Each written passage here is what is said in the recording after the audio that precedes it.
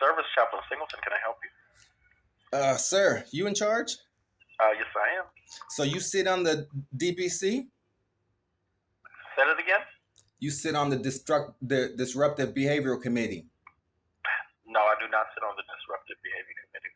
Okay, so isn't there one of your staff, the chaplain, that sits on the Disruptive Behavioral Committee? No, the chaplains don't participate in that committee. I find that unusual because in your website it says that you do. Okay, so let me ask this. How does gaslighting fit in with Christianity? How does gaslighting fit in with Christianity? Yes. It doesn't. It doesn't? Are you familiar with Carl Slyko? No, never heard of him. Okay, well, he's the PhD, supposed to be this mediator specialist who's in control of your Disruptive Behavioral Committee, and he is gaslighter supreme. He's allowed your people to attack me on multiple occasions and then lied about it and continues to lie about it and continues to deny me medical treatment. I haven't had a primary care appointment in over 3 years. And that's for the sake of protecting the lies. So they're going to just throw away my health care, throw away my life, essentially kill me because I asked for the truth, because I asked to be treated right, because I asked to not be, done wrong, because I asked for the things that you say you provide, for the things that you say you do. I asked you to be truthful. I asked you to not lie. But that's, the VA is an abundance of lies. The VA is gaslighting central. So if you work there, you are involved in gaslighting one way or another. Either you're unaware, and ignorance is, how could I say, a fault of the unknowing. Because if these things are happening in under your nose, all surrounding you, all around you, and you don't know about them, then you're probably willfully ignoring these things. Otherwise, if you know about them and you're not doing anything, then you are being complicit. Complicity is acceptance. Acceptance is participation. Even at the minimal level, it's still participation. So once you know and you don't do anything, then you are a full-blown problem. So, I can prove on more than 20 occasions where the VA has lied, physically attacked me, and then denied me medical attention, which has affected my benefits, affected my livelihood, affected my life, affected, personal lives, relationships, everything. So, how is the VA? It's okay to gaslight and nobody's held accountable, because gaslighting is a bunch of actions, a bunch of events. And these events aren't labeled gaslighting.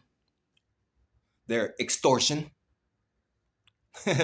racketeering, kidnapping, torture, deprivation of rights. I can go on and on. These are all federal crimes that you people are committing there. Now that the chaplain's office is aware of what's going on, how do you intend to rectify situations? What's your last name and last four? Broadnax. BROADNAX 9430. And what your people will do, like I've been telling you about the gaslighting, your people are going to try to control the narrative, but they'll make all kinds of wild accusations with no concrete evidence. Not a video, not a picture, not a nothing, but their word. Their words. Their words, they're liars. If you don't have no concrete evidence, nothing solid, then there's no reason that anybody should assume that these people are telling the truth and dismiss my facts. I can prove everything I say. Everything. Hold on. I'm looking up your file. Hold on just a second. What's your first name? Ethelbert, Ethelbert.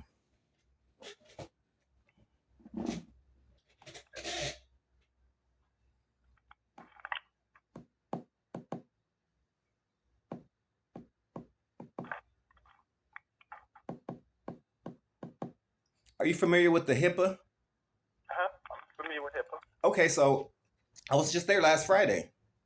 Your patient advocate continued to gaslight, wanted to play silly racist games. So I left the office. I walked out. He continued to make appointments for me with the guest that I arrived with without my knowledge, without my permission, without, I mean, he did this illegally, discussing my business with somebody else in the presence of the police.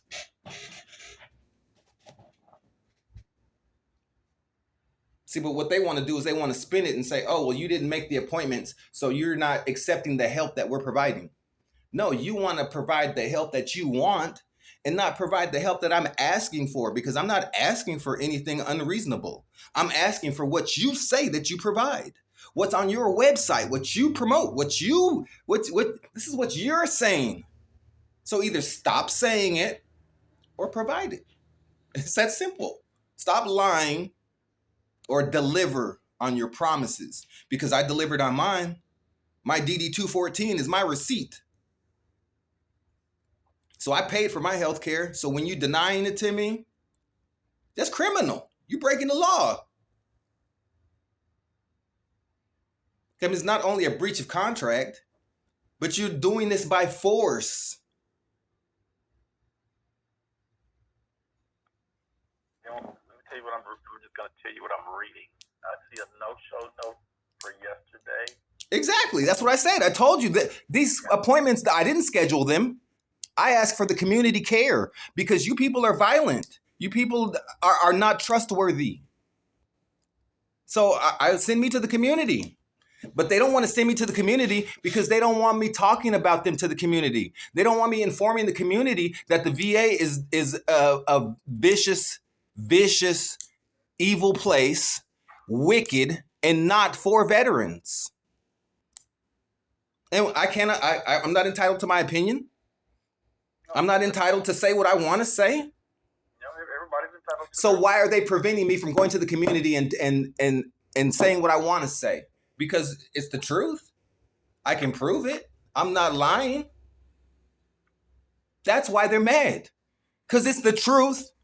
I'm not lying, and I can prove it. Okay. So as far as the community care consult, the last time that I see a consult that was entered for community care was on March the 27th, 2023.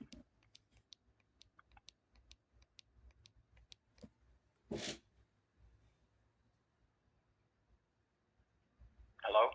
Yes? Yeah, that's the last consult that I see that was entered. Okay, well, I just asked for it. Pardon?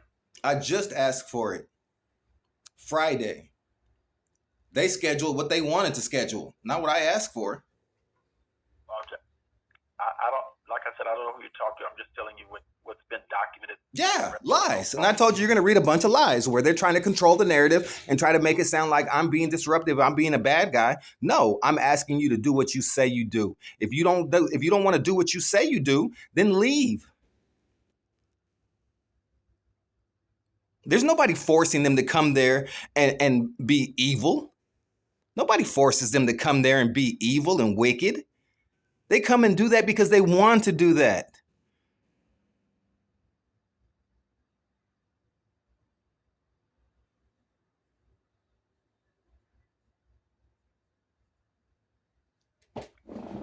That's their nature. And this isn't racist, because that's black and white folks, Mexicans. If you work for the VA, you are going to lie. That is part of the job.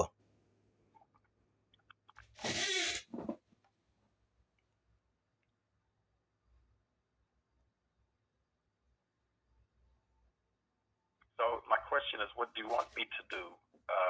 Because all I can do is try. Because I'm not a medical provider, but I can try to get the ball rolling. I mean, hey, I called, to ask a couple questions, and basically, I mean, you're telling me that gaslighting has no place in Christianity?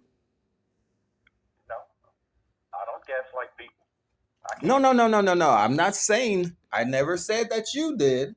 I just asked if there's any place in Christianity for gaslighting. Not according to my understanding. But you're dealing with flawed people, so I'm sure that somewhere somebody that calls themselves a Christian may do the behavior, but that's not what's supposed to be done. Okay, so let me understand this. Now, you can't be a Christian and gaslight. You either are a gaslighter or a Christian. You can't be both. That's not what I said. I said there are, because people have volition, and so if a person wants to gaslight, whether they're a Christian or not, they will, because they have their own mind and their own decision making capacity. Okay, so the thing is, they're not supposed to. They're supposed to be honest and truthful and do the right thing. But everybody that takes whatever label that they may take gets to decide how they want to live out their life. And so if I'm a Christian or a Jew or whatever, and I decide I want to do something different than what's expected, I can't, because I get to decide how I want to do my life. So you're also familiar with secret societies? No? I know that they're out there, but I don't. Okay, so like the Ku Klux Klan claims to be a Christian organization, correct? Correct. Okay, so how do we know that some of these Christians at the VA are not part of that group? We don't. Exactly. You won't know until they reveal themselves or they get caught. Exactly. So they have been for years undercover, good at hiding. That's not it. They are the structure. They are the foundation. That's how they hide. You're not gonna find yourself if you were looking for yourself, you're not gonna find yourself and arrest yourself, hold yourself responsible.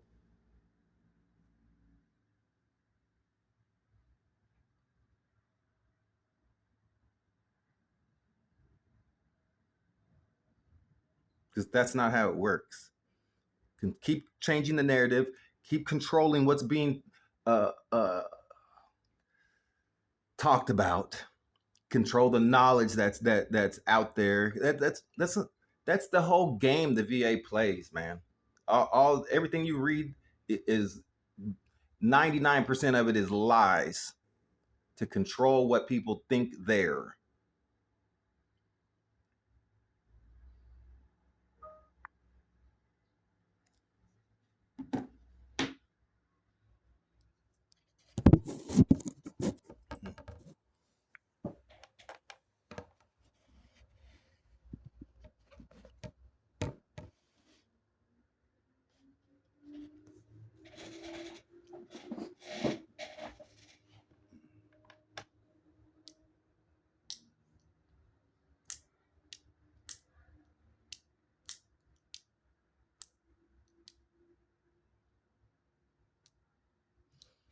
Sir, Yes. would you consider gaslighting abuse? Yes. Most definitely. Definitely. So if a person can prove that the VA is gaslighting, how will the VA help him? Well, normally, whenever if a person, is trying to deal with the particular system or organization, if the organization isn't doing what it needs to be done, it gets escalated, either through a congressional report or presidential report, so that they can do an investigation to see specifically what's going on regarding whatever the concern or the complaint might be. Okay, so what if that same veteran has what's his name? That senator, I can't recall his name right now for some reason. Well, I mean, I have the senator on video telling me that the VA can do whatever it wants to do. That's not how the law works. The laws don't say that the VA can do whatever it wants to do, but this is a lawmaker saying that the VA can do whatever it wants to do. You talking about Ted Cruz? No. Corinth? Excuse me? Corinth? No. The other old guy. Let me Google to see what senators are. Hold on just a minute.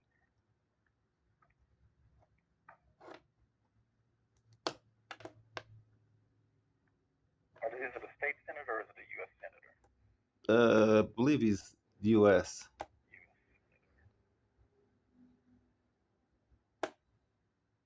In Waco. Let's see. We got Ted Cruz and John Corinth. Those are the two senators. Okay, what's the state then?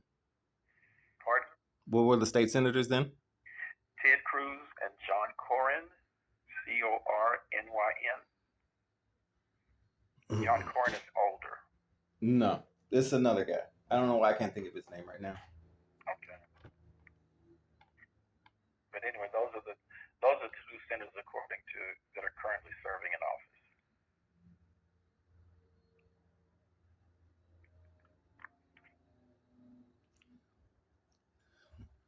So this Corrin guy, he must be new. No, he's not new. He's been in office since 2002. Okay, because then who's the guy in Waco then? Let me see where his office is located. Austin Street.